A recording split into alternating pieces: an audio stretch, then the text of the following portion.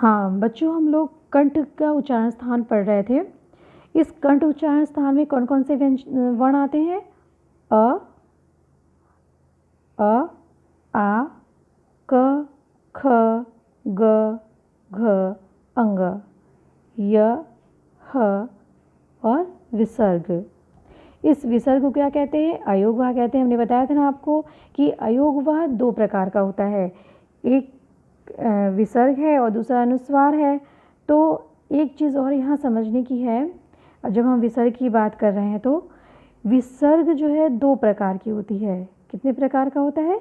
दो प्रकार का होता है। पहला होता है उपुद्यमानीय, उपुद्यमानीय, उपद्यमानीय, उपद्य। अब इसमें पेन अच्छे से नहीं चल रहा है, आप अपनी कॉपी पे लिख लीजिएगा, उपद्यमानीय। और दूसरा होता है जिव्यामूलीय। क्या होता है? जिव्यामूलीय। तो ये अयोगवाह में विसर्ग दो प्रकार के होते हैं। ठीक है, अभी इनके बारे में भी हम लोग आगे, इसका ज़्यादा इस्तेमाल नहीं होता है और न ही प्रश्नों में आते भी हैं, लेकिन आपको जानकारी होनी चाहिए। तो और ये देखिए, अब हमसे अक्सर पूछ लिया जाता है कि अ का उच्चारण स्थान क्या है। तो अ का उच्चारण स्थान क्या होता है? कंठ होता है। और अ आ क्या है? स्वर है। अ आ क्या है? स्वर है। व्यंजन तीन भागों में बटा हुआ है, ये हम लोग पहले पढ़ चुके हैं। तो स्पर्श व्यंजन में क्या क्या आता है? क, ख, ग, घ, अंग, ये स्पर्श व्यंजन है। अंतस्थ व्यंजन में य और ऊष्म व्यंजन में ह। तो ये सारे वर्ण जब आएंगे तो आप ये सारे वर्ण आएंगे तो इन सारे वर्णों का उच्चारण स्थान क्या होगा? इन सारे वर्णों का उच्चारण स्थान कंठ होगा। और कंठ ही उच्चारण स्थान है, लेकिन हम इसकी संज्ञा की बात करेंगे कि कंठ का संज्ञा क्या है। तो कंठ की संज्ञा होती है कंठ्य। क्या होती है? कंठ्य। ऐसे लिखते हैं, कंठ्य। ठीक है, इसके नीचे हम हलंत लगा देंगे, हो जाएगा कंठ्य। अब सूत्र, एक ये बहुत महत्वपूर्ण है, सूत्र। अब देखिए, सूत्र में कंठ का सूत्र क्या होता है? अकुह। अब ये तो आपको याद करना पड़ेगा। अकुह विसर्जनीयानां कंठः, अकुह विसर्जनीयानां कंठः। और वर्ण के पहले चैप्टर में हमने आपको बताया था कि कु, क्या बताया था? कु, चू, टू, ये क्या क्या इंगित करता है? कु मतलब क वर्ग, चू मतलब च वर्ग, टू मतलब ट वर्ग। इसी तरह से पू मतलब प वर्ग होता है। तो इसमें आया ना अकुह, कु यानी क वर्ग है, ह भी है, अ भी है, विसर्ग भी है। तो इसको आपको सूत्र याद करना पड़ेगा। तो अकुह विसर्जन 2 से 4 बार जब आप पढ़ेंगे तो ये सूत्र अपने आप याद हो जाएगा। बस इसके उच्चारण को ध्यान रखिए, शुद्ध उच्चारण करिएगा, अकुह विसर्जनीयानां कंठः। ठीक है, अब हम दूसरे पे चलते हैं, तालु। हम धीरे धीरे इसलिए पढ़ रहे हैं क्योंकि बहुत ही महत्वपूर्ण है और आपको समझ में आना चाहिए। दूसरा है तालु। ई, च, छ, ज, झ, इय, र, श। ठीक, तो तालु में कौन कौन से वर्ण आते हैं? तालु में ई, च, छ, ज, झ, इय और र और श आता है। र अंतस्थ वर्ण है और ऊष्म श है। ये श कौन सा श है? तालव्य श है। और तालव्य क्या है? संज्ञक वर्ण है। उच्चारण स्थान तालु हो गया और ये तालु की संज्ञा क्या हो गई? तालव्य। ठीक, और इसका सूत्र क्या है? इचु यशानां तालु, इचु यशानां तालु। इसको थोड़ा सा हम और बड़ा कर देते हैं, आपको इसकी दिख सके।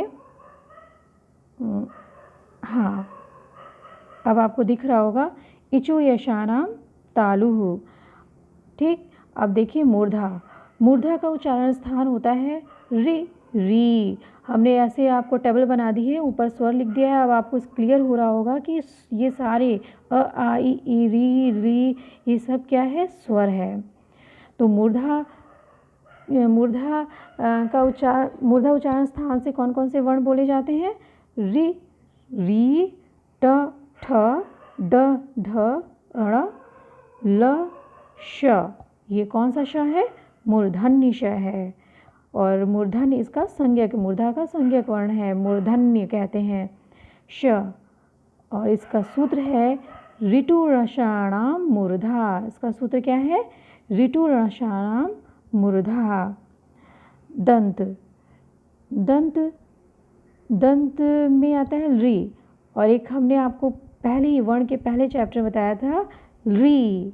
वर्ण के पहले चैप्टर में क्या बताया था? ये री, बड़ा री। और इसका प्रयोग हम नहीं करते हैं। बड़े री का प्रयोग तो करते हैं अपनी संस्कृत में, लेकिन इस री का प्रयोग वेदों में किया जाता है। और हम बताए थे आपको कि एक री से हम बच चुके हैं। वाकई में ये देखिए छोटा री है और इसका उच्चारण स्थान क्या है? दंत। त थ द ध न भी दंत से बोलते हैं और स, इसीलिए इस स को हम बोलते हैं दंत स्वर। इसलिए क्या बोलते हैं? दंत स्वर। और इसका सूत्र क्या है? ऋतुरसानाम दंतः। क्या सूत्र है? ऋतुरसानाम दंतः। ओष्ठ, ओष्ठ का ओष्ठ उच्चारण स्थान से उ ऊ प फ ब भ म। देखिए हमारे दोनों ओठ मिल रहे हैं उसको बोलने में, प फ ब भ म। और इसका सूत्र है उपपद्यमानीयानाम ओष्ठौ। उपपद्यमानीयानाम ओष्ठौ। देखिए यहाँ पे आया ना उपपद्यमानीय नाम। अभी हमने आपको बताया था कि विसर्ग कितने प्रकार के होते हैं। अभी हम आपको बताए थे कि विसर्ग 2 प्रकार के होते हैं। कौन कौन से होते हैं? अभी बताया था उपबुद्धिमानीय और जिव्यामूलीय। उपबुद्धिमानी में प और फ आता है, ठीक, और जिव्यामूली में क और ख आता है। ये इसका प्रयोग तो ज़्यादा नहीं होता है, लेकिन समझ लीजिए कि जब भी विसर्ग के बाद क या ख आए तो विसर्ग का उच्चारण अर्ध उच्चारण होता है। उसका उच्चारण क्या होता है? अर्ध उच्चारण होता है, ठीक। और ऐसे ही ये जिव्यामूलीय है। क ख क्या है? जिव्यामूलीय है। और ऐसे ही यदि विसर्ग के बाद प और फ आएगा तो ये विसर्ग का उच्चारण अर्ध विसर्ग का उच्चारण स्थान होगा, विसर्ग का अर्ध उच्चारण स्थान होगा, ठीक। आधा विसर्ग बोला जाएगा उसे, ठीक है। तो जैसे कि होता है ना दुख, जैसे कि है दुख, हम ऐसे लिखते हैं दुख, तो ये क्या है? जिव्यामूलीय है। इसमें विसर्ग क्या है? आधा उच्चारण स्थान है, इसका अर्ध उच्चारण स्थान है। और ये देखिए ख आया है और इसके पहले हमें प्रातः काल कहते हैं, प्रातः काल। देखिए क आया है तो क्या हो गया? जिव्यामूलीय हो गया, ठीक है। प्रतिफल इसी तरह से ये है, और जिसका उपयोग हम हिंदी में भी करते हैं। अब तो हिंदी में बहुत कम होने लगा है और अब इसके पे प्रश्न थोड़ा कम बनते ही नहीं है, बहुत ही ज़्यादा देखने को नहीं मिलते हैं, तो इस पे हम लोग ज़्यादा ध्यान नहीं देंगे। आगे बढ़ते हैं। कहाँ पर थे हम लोग? दंत पे थे। दंत में दंत का उच्चारण स्थान का सूत्र है ऋतुरसानाम दंतः। ऋतुरसानाम दंतः, ये देखिए ऋतुरसानाम दंतः। ओष्ठों में ओष्ठों उच्चारण स्थान के वर्ण है उ ऊ प फ ब भ म। और इसका सूत्र है उपपद्यमानीयानाम ओष्ठौ। नासिका, नासिका का उच्चारण स्थान अनुनासिक स्वर होते हैं। अनुनासिक स्वर जो आपके जैसे क ख ग घ अंग है, इनके ऊपर अनुस्वार लग जाए, जैसे च है, ठीक है, च है। अब च के ऊपर हमने अनुस्वार लगा दिया तो इसको क्या कैसे बोलेंगे? च, ठीक। तो ये क्या हो गया? स्वर, अनुनासिक स्वर हो गया। जब हम व्यंजन के ऊपर इसको अप्लाई कर देते हैं तो वो अनुनासिक स्वर में परिवर्तित हो जाता है, ठीक। और उसके बाद ये पंचम वर्ण सारे आ जाएंगे नासिका में, अंग, य, ड़, न, म, ठीक। और अयोगवा में अनुस्वार, अयोगवा में अनुस्वार आपका अनुनासिक में आ गया। और चंद्र बिंदु भी, ये चंद्र बिंदु भी आपकी नासिका में आती है। और इसका सूत्र क्या है बच्चों, इसका सूत्र आप जरूर याद रखिएगा। कहिए तो हम एक बार और दोहरा देंगे सूत्र। ये सूत्र है यमंगणा नाम नासिका च। देखिए ये ईय है, म है, अंग, ड़, ना, नासिका च, यमंगणा नाम नासिका च। जब आपको याद होने लगेगा तो आपको मज़ा भी आने लगेगा सूत्र को बोलने में और उसको याद करने में। तो एक बार सूत्र और एक बार फिर से देख लीजिए। कंठ का सूत्र है अकुह विसर्जनीय नाम कंठः। तालु का सूत्र है इचु यशानां तालु। मूर्धा का सूत्र है ऋतुरसाणां मूर्धाः। दंत का सूत्र है ऋतुलसानां दंताः।